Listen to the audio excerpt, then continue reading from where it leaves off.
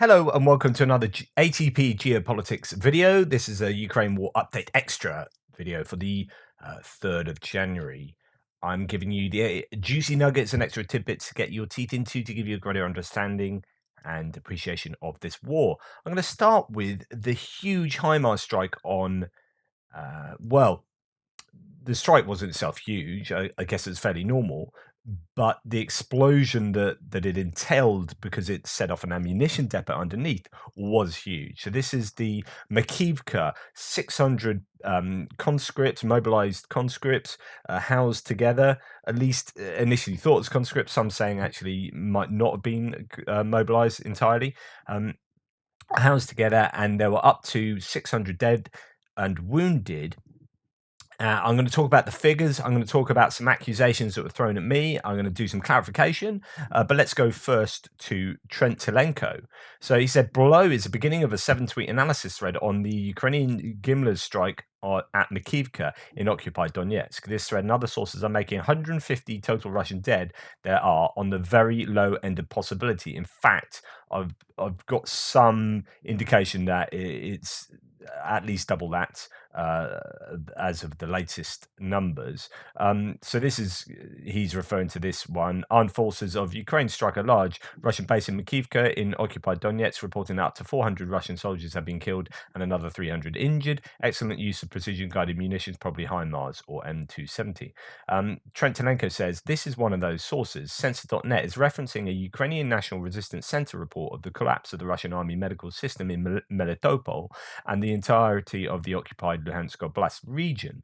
Donetsk won't be better. In other words, what they're saying is there is, in fact, if we go to that now, Russian occupiers lack doctors to treat their wounded. National Resistance Center in the temporarily occupied south, the number of wounded occupants has increased due to which the enemy doctors are unable to deal with it. That is so on and so forth. In Melitopol, Russian visiting doctors began to resign due to the high intensity of work. New doctors are not in a hurry to come to the temporarily occupied city. Therefore, the enemy has a significant shortage of medical workers, and increased payments do not help.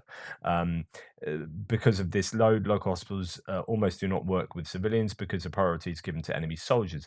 The situation is similar with the medicines. They are brought to hospitals for the treatment of Russian soldiers. Earlier, the occupiers transferred all hospitals of Luhansk region to the service of the Russian army. Civilians are denied treatment and are forced to seek medical care in other regions, the statement reads. So there you go. Using sources like Sensor.net, it seems that things are bad. Next, the Department of Strategic Communications of the Armed Forces of Ukraine, Stratcom, on Telegram is reporting that, quote, about 400 mobilized Russians were killed and about 300 more invaders were wounded with varying degrees of severity. Now, that's an interesting number. We're going to come back to this. So about 400 mobilized Russians were killed, and we'll see if that's accurate at all. Since the Russian Mobics do not have cold weather gear for corruption reasons, they cannot disperse them without huge cold weather casualty rates. So they are cramming them into large public buildings. Then the Mobics get annihilated with M31A1 Gimlers or 155mm Excalibur. It certainly doesn't help that the Mobics ignore their chain of command on keeping and using their cell phones in order to get water, food, and vodka from the Russian army black market. Everything and everyone in Russia works on short-term thinking. And this is fascinating insight. So the Russian base in Makiivka has been targeted, says Tendar, because of increased mobile phone activity in the vicinity. The Russian soldiers literally put digital marks on their heads, and HIMARS sealed their fate. So imagine there being 600 people all in this area, and many of them with mobile phones, if not virtually all of them with mobile phones, online doing stuff, phoning their missus, getting trying to get cigarettes or whatever. And all that activity somehow, you'd imagine intelligence is working effectively in this respect. The Ukrainians have that information, and you're putting that all together. You go, wow, we're getting an awful lot of cell phone usage in this one tiny area that has to be X, Y, and Z. So they go and take it out. I want to give you a quick insight into pro-Russian thinking and how not to do critical thinking, how not to do thinking at all. So someone called me out because I reported yesterday, and I said exactly what I've told you: 600 people there. up to 600 casualties. There could be 1 dead, it could be 600 dead, blah, blah, blah. So that's how I reported it, broadly speaking. And this guy says, bias bot, 27 dead and 32 wounded in that school. Wishful dreams on 600 dead. And reading Ukrainian propaganda and messages from Ukraine's secret service does not contribute your professionalism. Pathetic. Stay objective, bots, if you can call yourself journalist or blogger. Also, lots of people talk about Kyiv hit, where NATO officers, instructors and foreign fighters are killed. How many hundreds killed there? And if so, many drones are shot down, like 100% of every wave. What destroyed the electric infrastructure of Ukraine over and over? Pathetic bias bot. Of course, I have no idea what he's talking about with NATO officers, but at the moment, there are 100% of drones shot down. It was the cruise missiles that destroyed the infrastructure over time, and we've got all the stats for them, and not 100% of them are shot down, somewhere around 78%. So the other 22% are taking out the infrastructure, and before that, even more. So 78% was a high. Actually, more cruise missiles got through before. So just literally didn't know what he's talking about. Of course, it's also worth saying that initially the drones were getting through and causing all sorts of damage to the infrastructure, and it wasn't until the Ukrainians adapted to them and worked out the ways of taking them out and got their Gepards in place and the radar systems in place that they managed to take out the drones 100%. But initially it wasn't 100%. It's just like, this is what we call in philosophy a straw man argument. You're building up the other person's position incorrectly. So it's not actually what they've claimed, not actually what they've believed, and then you've knocked it down. You say that's a load of rubbish. Yes, and I agree, it is a load of rubbish, because actually you misrepresented my position. But this is the interesting bit, and this is, you've got to watch out for stuff like this. So he says, you read the Ukrainian Ministry of Defense report as Holy Bible. So my report on the 600 people at Makiivka was not read from the UK Ministry of Defence, certainly as a Holy Bible. It instantly disqualifies you as objective. First they say 600 plus, then 400, and today it might be 400 to 4,000, and you follow that narrative. I don't cheer for Ukraine or Russia here. I honestly want war to stop. Initial dead toll was 27 with 36 heavy wounded. Then they gave final score of 63 dead, and only 4 survived that building. It was 2 platoons inside and rocket hit ammo storage. So he has a go at me for only taking on the Ukraine Ministry of Defense report as Holy Bible, and then takes on the Russian Ministry of Defense as like the Holy Bible. It's just hilarious hypocrisy. It's like, I can't believe you take that when the truth is 63 are dead. Well, yeah, that's what the Russian Ministry of Defense has said. But really, what I want to do is to just have a look at another source now. I mean, that's not what I'm pretty careful. Sometimes I might slip up, but I'm pretty careful at not, like, I would never read and go back and look at the video. I never said there are 600 people dead. I will say some people are reporting that as many as 600 people have died or killed and wounded, casualties. I know to be nuanced. I know to be careful with my words. And so I'm not perfect all the time, of course, but when I'm reporting what other people are saying. I mean, that's literally what I'm doing. If I give my own opinion, I usually preface it with like caveats and so on and so forth. Now, what's interesting is he says 63 dead. That's the truth, kind of thing. Well, actually, the latest Russian source, and this was referenced in Defense Politics Asia sitrep today, which I checked out, and he's broadly pro-Russian. Doesn't say he is, but kind of is. And he referenced this 374 figure, and I did a little bit of digging, and there's this one pro-Russian source that appears to have connections to someone on the ground there, and this is the message. Now, if we do a bit of a Google Translate of this, so right click on that, and we can look at it through Google Lens and translate that.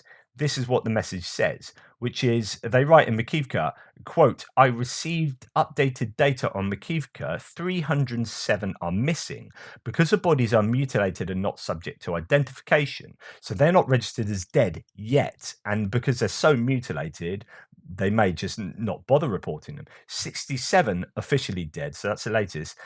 They have already been identified, and they've been called because they've been identified. The total exact number of dead at this hour, in other words, it could be more, especially as injured may pass away, because some of them are apparently heavily injured. The total exact number of dead at this hour is 374 people. There is no exact data on the wounded. There are probably heavy ones there. I'm clarifying. Now, I can't give the exact provenance of this message itself. So, who is this? But this has come from a pro-Russian account and spread by pro-Russian sources as well. So it looks like it's being accepted in sources below the Russian Ministry of Defense that as many as 374 are definitely dead, and if that's a conservative estimate. So then when we go back to the claims like I mentioned earlier, bear in mind that number, which is Nexus, the Department of Strategic Communications of the Armed Forces of Ukraine. So this is a Ukrainian figure, and these pro-Russians, such as the person I was just referencing, might say, "Oh, why are you using they're completely inaccurate?" Are saying about 400 mobilized Russians were killed and about 300 more invaders were wounded. This is actually appears to be fairly accurate. So the Russian source is now saying 374 dead and a shed load heavily wounded. It didn't put a number on the heavily wounded, but you've got to remember, if 600 people, that seems to be generally accepted, around 600 people are in a building and the building is annihilated, right? The building is turned to complete rubble, and it was a pretty sizable building. There it is. If there's nothing left of that building and it had 600 people in, and you had a bunch of HIMARS rockets hitting that, and then an ammunition depot underneath it exploding, then you would expect most of those people to be dead. I mean, it's just, I'm like, this isn't crazy. If you admit that there are 600 plus people there, then the likelihood is that at least half of them are going to be dead if that kind of devastation took place. And it did, because we've seen video footage of the devastation. And it's just rubble. And underneath that rubble are the remains of people. And they're so badly mutilated that they are unidentifiable. And in fact, when they were piling these bodies onto trucks to take them away, they were falling off the trucks because the trucks were so full. That is according to local residents. So you start piecing all these bits of the jigsaw together and you think, okay, is this just Ukrainian propaganda? Although there will be elements of Ukrainian propaganda here, but am I being completely biased in reporting this to you? Even though I do want Ukrainian successes, I also don't want to tell you stuff that is overtly incorrect, because you'll call me out on it and you won't come to me in the future. Like if I'm telling you like pro-Ukrainian lies day after day after day, then after 5 days of me being wrong, you'd say, well, he's a really poor source of information, so I'm not going to go to him. So it's not in my best interest at all to do that. So I'm going to try and be fairly careful, but I will say these are what pro-Ukrainian sources are saying. These are what pro-Russian. I literally I said that. The pro-Ukrainian sources are saying up to 600 casualties. The Russian sources are saying, at the time when I first reported it, the TASS said 15 wounded. 15 wounded, right? And so this guy here is like, he is like 27 dead, 32 wounded when he was talking about it. So I said, well, that's a load of rubbish. And I was saying, well, that didn't age very well, because already the Russians were saying 70 are dead, well, 63 officials, 70 some of the other Russian sources. That's now gone up to 374. So I'm like, so you're claiming, you're accusing me of reading this like that, but you are reading it as Holy Bible there, and then a couple of hours later you're admitting that was wrong, because now you're saying those numbers are 63. So I just it's how not to argue.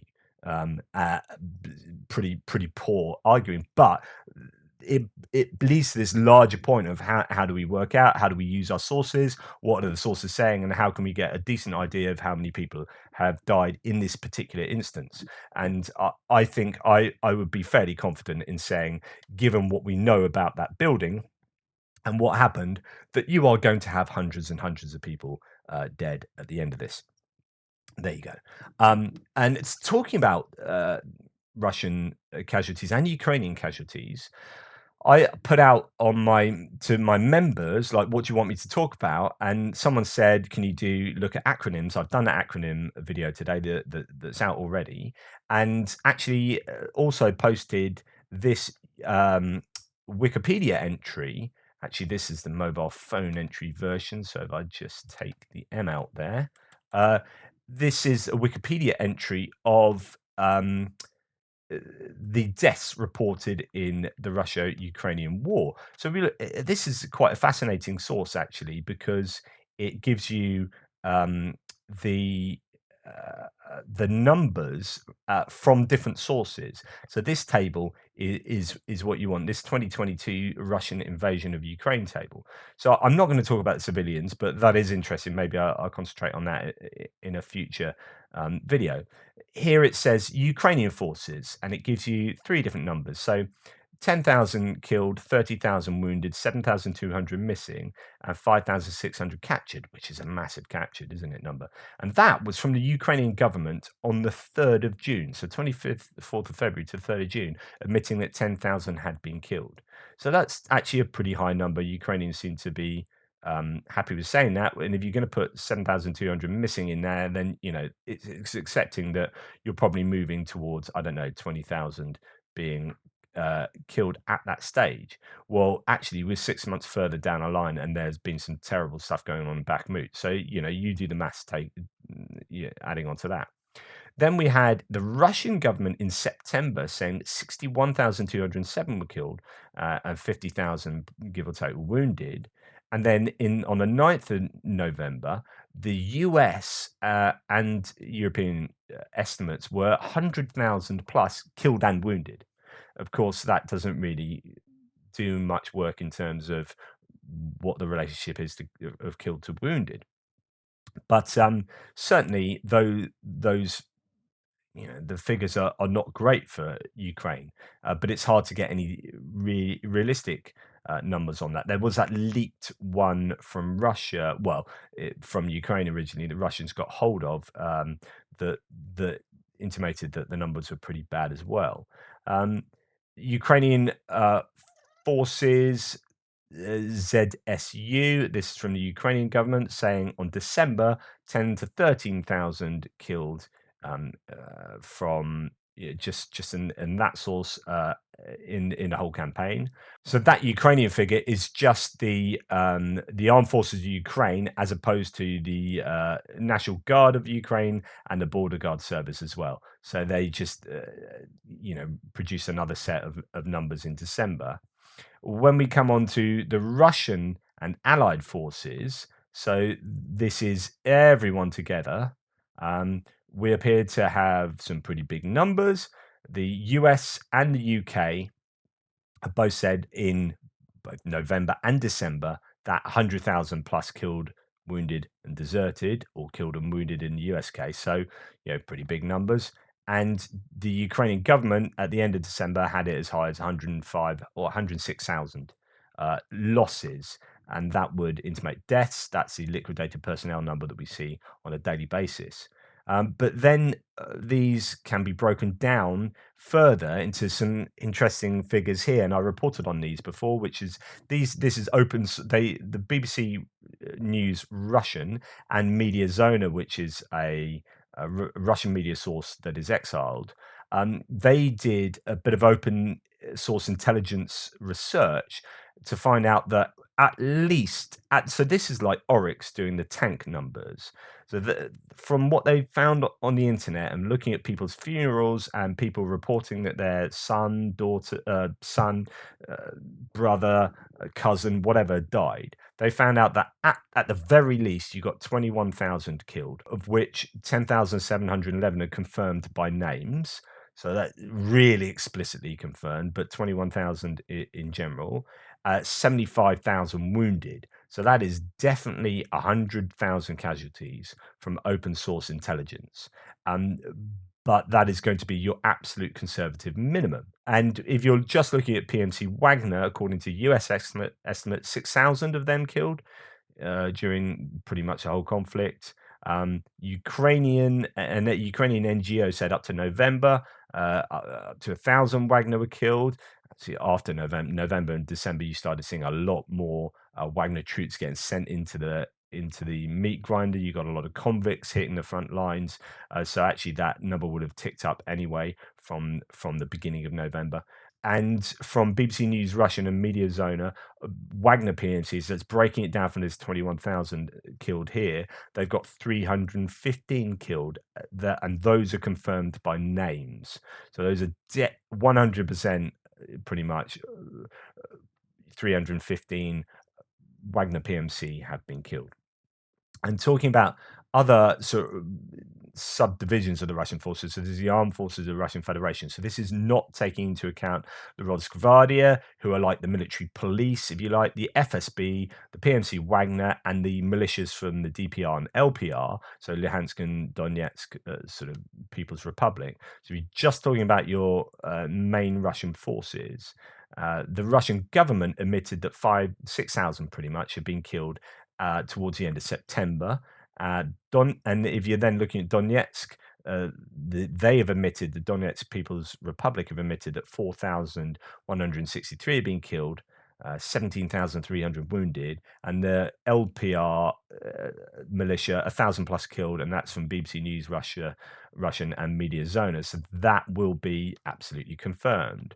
So the absolute 100% minimum is going to be this number plus your Russian forces, because this is what the Russian plus the PMC. Sorry, this is what the Russian government has said. So you got 6,000.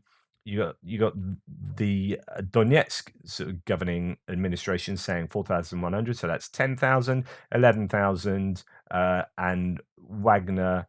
You know, you can add on I guess what's going to be the complete conservative, maybe 315. So you're somewhere around 12,000 definitely killed. But then really it's going to be 21,000 killed is your bare minimum, I would say, because that's the work that BBC News Russian and Media Zona have done. So 21,000 is your absolute bare minimum. And then it's a case of looking up from there and thinking, well, what's your high range? I guess the question is, are the Ukrainian figures of 106,000 deaths taking into account all of the Russian fighters, if that figure does indeed include all of them and doesn't discount, because I still am not 100% sure. Some people say it doesn't include Wagner PNC, it doesn't include DPR and LPR. But if the figures are, 106,000, I mean, this seems to indicate it does include all of those. Um, is that a realistic number? Is that massive propaganda? With 21,000 as our total bare minimum, I mean, as I keep saying, even if you took 40% off that, and you got 60,000 losses, or even 50%, if you cut it in half and say, okay, they've inflated it, they've doubled the number, then you've still got 50,000 losses. And that, you often hear the number touted as 3-1 wounded to killed. Then that's 100. That's 200,000 people, 200,000 casualties. Some of those wounded will be back in now, and recycled back in. But that's almost the size of the invading army. At its when it invaded.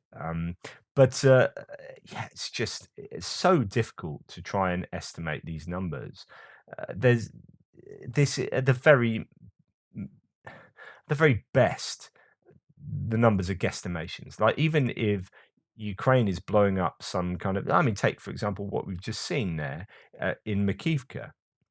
So as a Ukrainian, when you see that building destroyed, you're not there counting them. So you're like, well, we think there's 600 people there, and that the building looks completely destroyed. So I'm guessing most of them are dead or wounded. So let's put that number around there.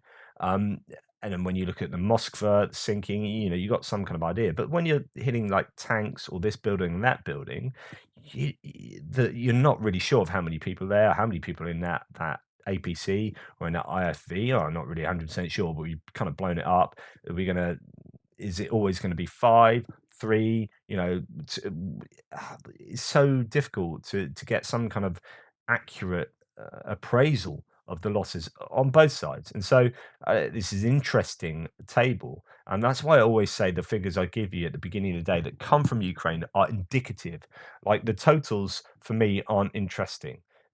I mean, they are, I guess they're interesting in some way, but they're not interesting to me because I've got no way of being able to properly verify them. And so they are just kind of numbers. But as I say, each day, the interesting thing is what do you have the highest number of? And is that quite a lot? So if you've got a shed load of troops dying that day, then that's told me that things are going bad for the Russians the day before. Something big's happened. When you've got like 12 artillery pieces lost, that tells me like I'm not interested in the exact number 12 and what the total is now of artillery loss. It just tells me that yesterday was a really effective day for the Ukrainians in taking out some artillery, and that's really useful going forward. And that's the kind of day you're going to need if you're going to take out the threat of consistent artillery barrages. Anyway, there's a bit of a discussion on these numbers. It's just so difficult to be able to really make a whole load of accurate sense out of them. I'd be interested in what your opinions in the threads are to see, how these can be really well used.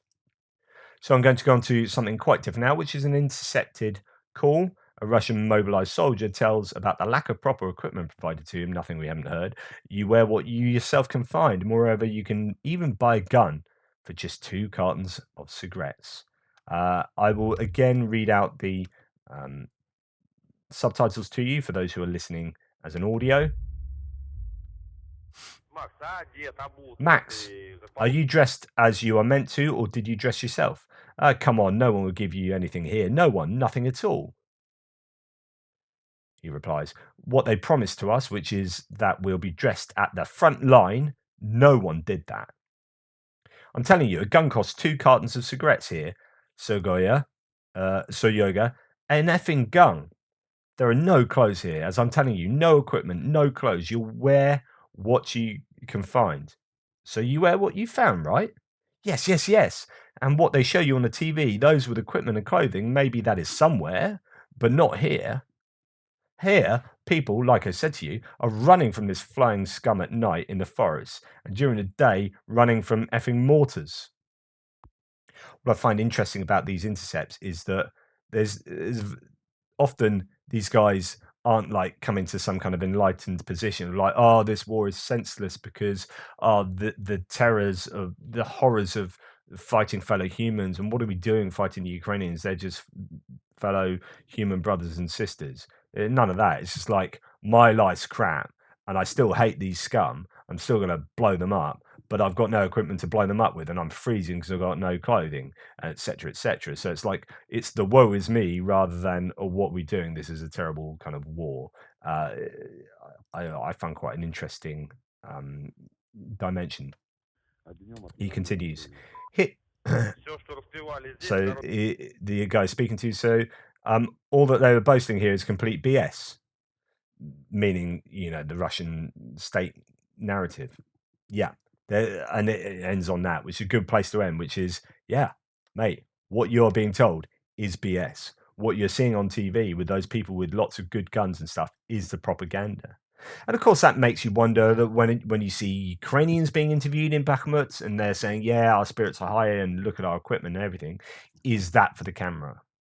Or are there so many people in Ukraine that just are able to take selfies and do stuff themselves that it's just impossible to be able to control that? So if they are generally having good kit and in good spirits, then they probably are in good spirits and probably do have good kit. I don't know. Let me know what you think. And speaking of kit, here's a German assistance group posting a photo of a Ukrainian army urban loadouts. Okay, so when you at a time when you're hearing an intercept saying we have to get whatever clothes we can get, like from somewhere else, like they don't give us clothes, and I had to, I can buy a gun for 2 cartons of cigarettes, and here's a Ukrainian who has got pretty much a whole bunch of awesome stuff. Now, does every Ukrainian have that? Well, most Ukrainians I have seen, and I've seen an awful lot of footage, right? Most Ukrainians I've seen have got pretty decent kit. Very rarely do I see someone that's like looking a bit ropey on the kit side. I've seen a couple, but I've seen an awful lot of footage. So for just a bit of inductive reasoning, just like, you know, every swan I've seen is white, therefore all swans are white. Yeah, there might be a black swan out there, so that's problematic. But just as a generalization, that's pretty decent. I've seen an awful lot of Ukrainians with an awful lot of decent kit. So my suggestion is that most Ukrainians have probably got pretty decent kit. I've seen a shed load of Russians. I've seen a whole load of Russians with very bad kit, and I've heard intercepts of Russians complaining they've got very bad kit. My my conclusion is that Russians have generally got pretty poor kit, at least the mobilized, the newly mobilized, certainly. You might have some VDV and Spetsnaz and other troops who've got better kit. Okay, moving to a completely different subject. This is Shashank Joshi. He's excellent. He's a defense correspondent for The Economist. So he says Russia produces a preferential mortgage program for the illegally occupied and annexed Ukrainian territories. Quote, you can get a loan at a rate of no more than 2% per annum for the purchase of and construction of housing in these regions. In other words, they are offering sweeteners for people to move to the annexed regions and to live there long term, to buy properties, to build properties. This is a long term project. In other words, they are not expecting to lose these. So the reason why this is important is because it gives you an insight into what their thinking is long term. There is absolutely zero indication, says Joshi, that the Kremlin considers these annexed territories to be bargaining chips. It's taking steps to integrate them economically, politically, and culturally, stating the obvious, but its aim, unchanged, is to dismember and absorb Ukraine. So it appears to be no change here in what Russia are trying to do. More evidence of colonial practices, he says. Quote, the head of the Russian central bank ordered branches of state-owned Russian bank, Promsvyadzbank, to be opened at seized Ukrainian financial institutions. Nothing here says, I'm open to ceding this land. Nothing. So where they found Ukrainian in annexed territories, where they found Ukrainian banking or financial institutions, turn them into the Russian central bank, and you can get mortgages from there, and you can set up your own property at a really preferential rate because we're here to stay, and this is a long-term project.